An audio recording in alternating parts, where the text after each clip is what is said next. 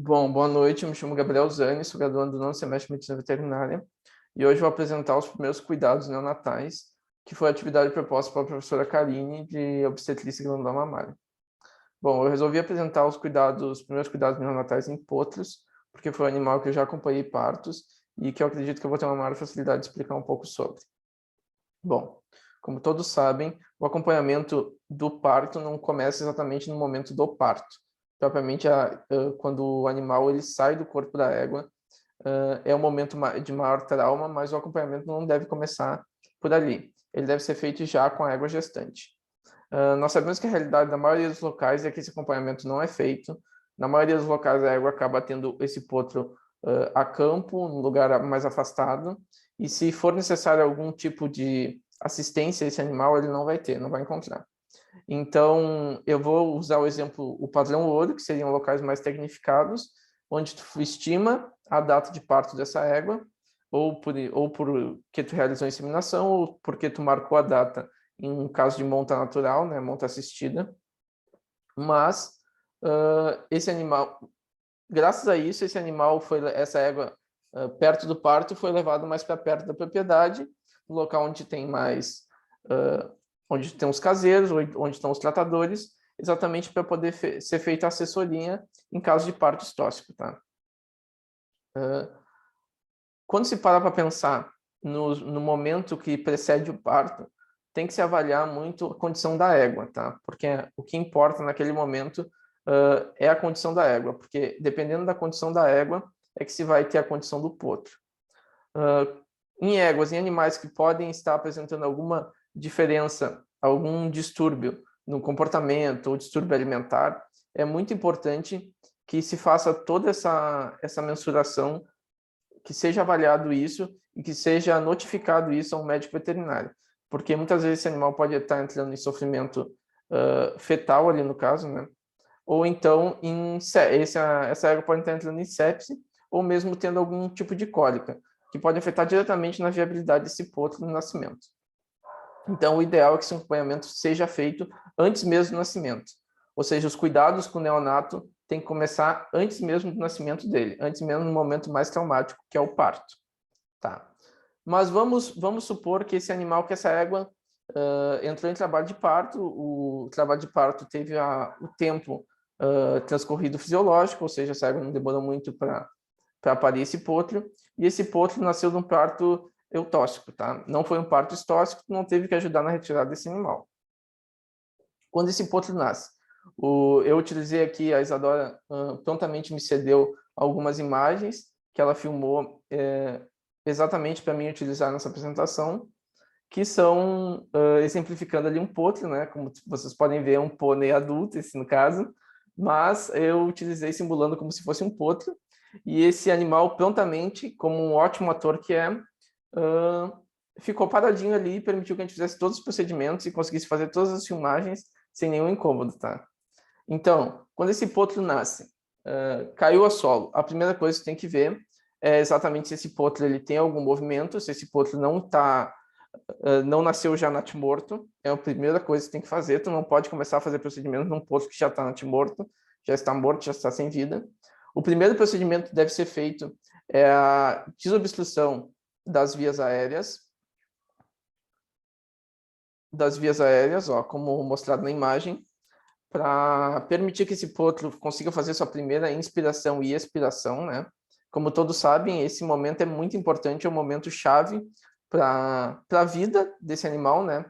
Realizar o primeiro movimento respiratório. Depois, já se realiza a secagem desse potro, que esse na verdade, é um ato duplo, né? Ao mesmo tempo que tu estimula o tórax desse potro a realizar o movimento de expiração, tu realiza a secagem, porque como todos sabem, neonatos não conseguem regular muito bem sua temperatura, então é muito importante que se mantenha esse animal seco e dependendo da temperatura do local, né? Se for um dia muito frio, como aqui no sul, que algumas éguas elas parem no final do inverno, se for um período muito frio, tem que tentar manter esse potro aquecido de alguma forma. Com cobertor, ou com uma manta térmica, ou até alguns gaúchos colocam ele perto do fogão a lenha, ou de algum outro local, exatamente porque é muito importante manter essa temperatura para ele não conseguir fazer essa termorregulação. Depois que tu fez essa estimulação, tu percebeu que esse potro já fez a primeira expiração dele, ele está respirando, aí então a gente parte para o exame clínico geral.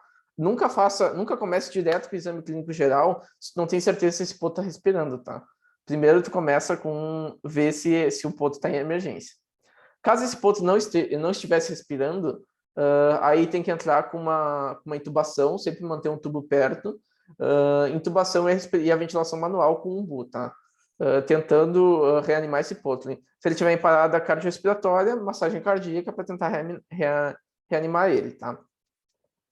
Bom, após isso, a gente pode partir para o exame clínico geral.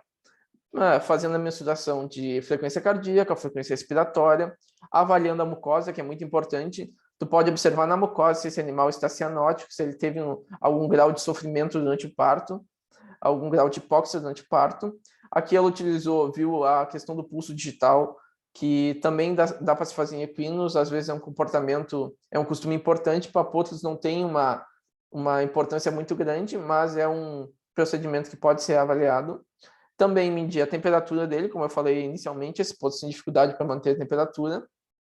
E com o auxílio de glicosímetro, tu conseguir fazer a mensuração da glicose para ver se esse potro não tem algum grau de hipoglicemia, tá?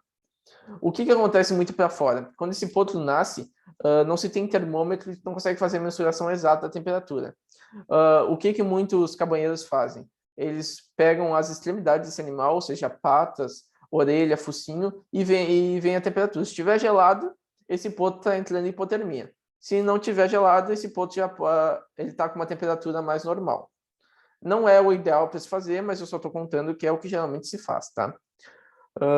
Depois que se mediu... e outra coisa, na mucosa, tu pode ver também o grau de hidratação, tá, desse animal, que é importante. Tu pode ver no globo ocular também, se ele tiver mais interno, mais afundado, mais profundo, isso também pode ser um indicativo de desidratação. Normalmente, em potro recém-nascido, não se tem um grau de desidratação. Não é muito comum a desidratação em potro recém-nascido, mas com o percorrer do tempo, isso pode ocorrer, tá? Bom, aí após tu fazer todas essas avaliações de frequência respiratória, tu já viu que o potro está bem, aí tu tem que partir para avaliar se o potro ele tem o comportamento normal, tá? Ou seja, se esse potro ele vai levantar, tem o reflexo-sucção, é importante tu avaliar. Se esse potro ele tem o estímulo para se levantar, ele tenta se levantar. Se o cordão umbilical ele arrebentou, quando a água normalmente ele arrebenta quando a água se levanta do solo. Se ele não se arrebentou, tu nunca pode pegar uma lâmina limpa e fazer o corte. Tu sempre tenta fazer o corte realizando um movimento de esmagação, exatamente para tu comprimir aqueles vasos e fazer a coagulação ali. Então, tu esmaga e arrebenta aquele cordão umbilical. Outra avaliação importante, se esse animal ingeriu a primeira quantidade de colostro, o ideal é que seja ingesto nas primeiras 6 horas, tá? Porque a diminuição da absorção das imunoglobulinas é gradual, então até 6 horas esse animal pode ingerir, mas quanto mais cedo ingerir, melhor. Outra avaliação importante, se essa égua está produzindo colostro, porque eu já vi muitas vezes acontecer, o que acontece muitas vezes para fora, em locais que não tem muito controle. Essa égua começa a produzir colostro e a cria do ano passado, já com 1 ano, ela vai lá e ingere o colostro. Daí o que acontece, quando o potrinho nasce, a égua quase não tem colostro. Então é bem importante tu avaliar se se o úbere está cheio, como é que tá, se ela está produzindo colostro, ou se o outro já bebeu e já foi o colostro, e agora ela está com a produção do leite normal. Então é muito importante fazer todas essas avaliações, tá? Outro item importante que eu coloquei aqui, ó, é tu fazer a cura do umbigo com iodo, exatamente para evitar qualquer processo infeccioso ali, ou até mesmo parasitário por larvas, que acontece muito. Eu já vi ocorrer do animal, mesmo com a cura do iodo, ocorreu ovoposição, não ocorreu o fechamento completo ali, e acontecer de ter bicheira. E daí é uma bicheira bem complicada de ser tratada. Ali é um local muito sensível que pode acender e pode dar algum grau de sepse, de septicemia. Então é bem importante tu fazer essa cura bem feita, tá? Após isso, está terminado os cuidados para neonatais com esse potro. Tu pode avaliar também, em cavalos é importante tu avaliar a questão da motilidade, tá? E muito importante avaliar a excreção de mecônio, tá? Isso é um fator muito importante, principalmente para potro em cavalo. Potro de cavalo não, redundante, né? Para potro. Por quê? Porque a excreção do colostro é que ela vai dizer se esse animal está tendo uma motilidade correta, e se esse animal não excretar o colostro corretamente, pode gerar cólica. E é uma cólica muito chata, uma cólica bem grave em neonato, que normalmente leva ao óbito desse animal. Então, sempre avalia a excreção do mecônio, tá? E também sempre avalia se o animal vai urinar, se está tudo certo, se ele ingeriu o colostro, logo depois excretou o mecônio e urinou, tá?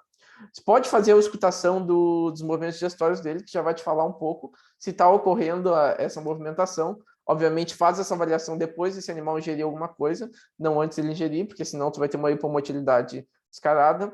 Depois ele ingerir o colostro, tu faz essa avaliação para conseguir avaliar corretamente essa motilidade, tá? Ali na atividade também, a professora propõe da gente falar de um distúrbio, pode ser hipoglicemia, desidratação, hipoventilação. Eu resolvi falar da hipoglicemia, tá? Que é um quadro que eu já acompanhei, um animal em hipoglicemia. Então, eu sei que é muito importante dar uma sintomatologia nervosa, que pode ser muito grave e normalmente leva a óbito se não for corrigida, né? Então, vamos exemplificar com o animal que eu convivi, que foi um potro que ele nasceu e a égua que era submissa, né, do rebanho, não era dominante do rebanho, ela teve esse potro e a égua dominante que perdeu o potro dela por um aborto espontâneo, eu acho que talvez causada por infecção por herpes, mas isso não veio ao caso. Essa égua dominante, quando a égua submissa pariu, ela roubou o potro da égua submissa. E o que aconteceu? Essa égua submissa parou de aceitar o potro. Então a gente foi encontrar esse potro algumas horas depois, já num quadro de hipoglicemia, porque a égua dominante não produzia colostro, e esse potro não produzia colostro, nem leite, nem nada, e esse potro não tinha ingerido nada. Então era um potro muito fraco, estava deitado, não conseguia se movimentar. O que a gente fez prontamente? A gente utilizou a fluido com glicose 10%, fez toda a mensuração para dar o primeiro impacto nesse potro. Depois a gente pegou a égua que era a mãe dele, que ela ainda tinha estava com o obro cheio, obviamente, porque tinham se passado apenas poucas horas, não tinha se passado nem 6 horas ainda. E a gente retirou o leite desse animal e fez a oferta para o potro, e o potro prontamente bebeu. Após, a gente fez o acompanhamento com o glicosímetro para ver a quantidade de glicose que esse animal tinha, para ver o nível de glicose que esse animal tinha. E se ocorresse o caso de baixar de 40%, que daí é uma hipoglicemia severa, a gente entraria novamente com soro com glicose 10%. Então, felizmente, ele não entrou em hipoglicemia mais, exatamente por já estar consumindo aquele colostro da égua, que seria a mãe dele. E depois a gente fez todo um intensivo para fazer a égua reaceitar esse potro. E, felizmente, ela, após uma semana e pouco, ela aceitou esse potro novamente, começou normalmente, e ele se criou muito bem, se criou 100%.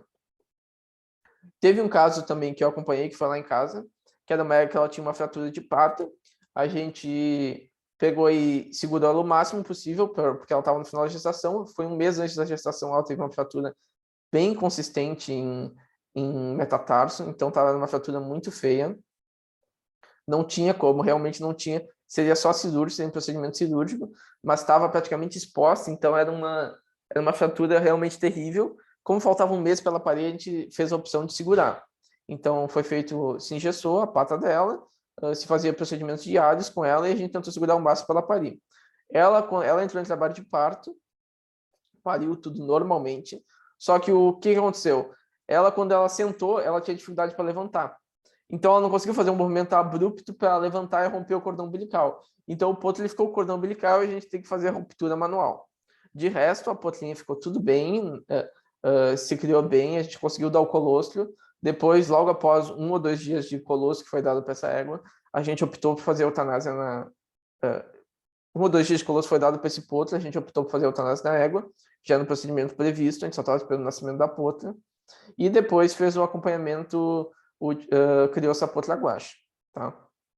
Então, eu expliquei um pouco sobre hipoglicemia e seria isso o trabalho. E agora aqui um videozinho para descontrair no final, que é o que se espera. Obviamente não vai se esperar isso de um potro, né? Porque o potro ele vai começar a consumir capim após algumas semanas, mas o que se espera é que esse animal esteja relaxado, esteja bem e já comece a consumir o máximo possível de alimento para não ter nenhum problema no transcorrer da sua vida, tá? Então, muito obrigado pela atenção, só espero que tu goste dessa apresentação.